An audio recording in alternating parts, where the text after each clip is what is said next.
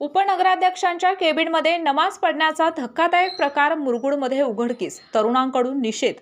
नगरपालिका इमारतीमधील उपनगराध्यक्ष कार्यालयात बाजारासाठी आलेल्या दोघा व्यापाऱ्यांनी नमाज पठण केल्याचा प्रकार उघडकीस आल्याने तरुणांचा जमाव मुरगुड नगरपालिकेजवळ जमला. सायंकाळी घडलेल्या या घटनेने तणाव निर्माण झाला होता. दरम्यान पोलिसांनी या प्रकरणी अब्दुल गनी सलाउद्दीन बागवान वय वर्ष 37 व अहमद अमानउल्ला आजरवी वय वर्ष 35 राहणार निपाणी या दोघांना ताब्यात घेतला आहे. रात्री उशिरा जमावाने कारवाईची मागणी करत पोलीस स्टेशनच्या दारात महाआरती केली. अधिक माहितीनुसार वरील दोन्ही व्यापारी दर मंगळवारी आठवडा बाजारात भाजीपाला व फळ विक्रीसाठी मुरगुडमध्ये येतात. हेच व्यापारी संध्याकाळच्या सुमारास नगरपालिका कार्यालयात नमाज पठण करत असल्याचे तरुणांना समजले. यापूर्वीही हा प्रकार समजल्याने अनेक जण त्यांच्या मागावर होते.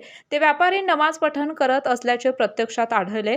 संतप्त तरुणांनी त्यांना पकडून पोलिसांच्या ताब्यात दिले. यावेळी नगरपालिकेमध्ये कोणीही अधिकारी वा शिपाई हजर नसल्याचे दिसले.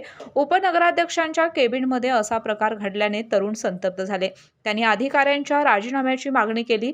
दरम्यान घटनेचे गांभीर्य ओळखून डीवायएसपी सुजित कुमार क्षीरसागर, प्रभारी डीवायएसपी अरविंद रायबोले आणि कागलचे तहसीलदार अमरदीप वाकडे, पालिकेचे प्रभारी मुख्याधिकारी सूरज सुर्वे यांनी तातडीने घटनास्थळी भेट देत माहिती घेतली व जमावाला शांत केले.